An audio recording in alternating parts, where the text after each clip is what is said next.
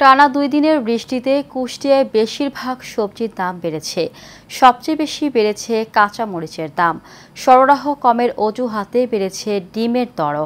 হাসিবুর রহমান রিজুর রিপোর্টে বিস্তারিত জানাচ্ছেন শেখ ফাহিম। কুষ্টিয়া শহরের পৌর বাজারে সবজিসহ নিত্যপণ্যের দামে কিছুটা স্বস্তি ফিরলেও এটি দীর্ঘ হয়নি। আবারও বাজার সিন্ডিকেটের কারণেই লাফিয়ে লাফিয়ে সব ধরনের সবজির দাম বেড়েছে 15 থেকে 20 টাকা পর্যন্ত। বৃষ্টির অজুহাতে সপ্তাহ ব্যবধানে প্রতি কেজি কাঁচামরিচের দাম বেড়েছে 100 থেকে 120 টাকা। বেড়েছে ডিমের দামও।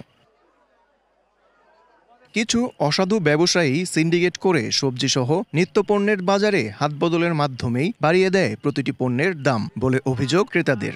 অন্যদিকে বিক্রেতারা বলছেন কোনো সিন্ডিকেট নয়, সরবরাহ কম ও টানা বৃষ্টির কারণেই এই দাম বৃদ্ধি পেয়েছে। কিন্তু বাজারে আসলে হিমশিম খায়। যেমন গত সপ্তাহে আমরা কাঁচামরিচ কিনেছি 60 টাকা কেজি, সেই মরিচ আজকে এসে দেখি 180 টাকা কেজি। গত সপ্তাহে ডিম ছিল 240 থেকে 50 টাকার মধ্যে খাসি, আর এই এক সপ্তাহ পরে সেটা 20 টাকা বেড়ে এখন বর্তমান 270 থেকে 80 টাকা বিক্রি। এইভাবে যদি নিত্যপণ্য দাম বেড়ে যায় আমাদের মধ্যবিত্ত মানুষের জন্য খুবই কষ্টকর।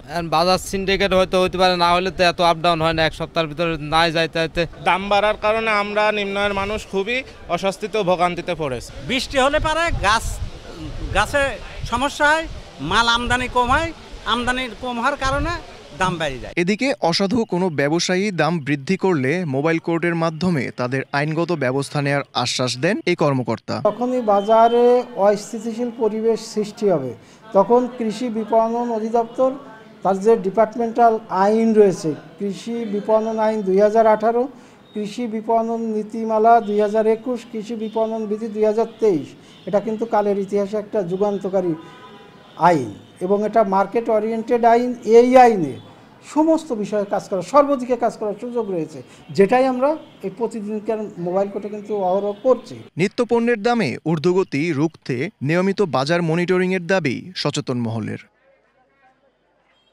Sheikh Fahim, Asian television.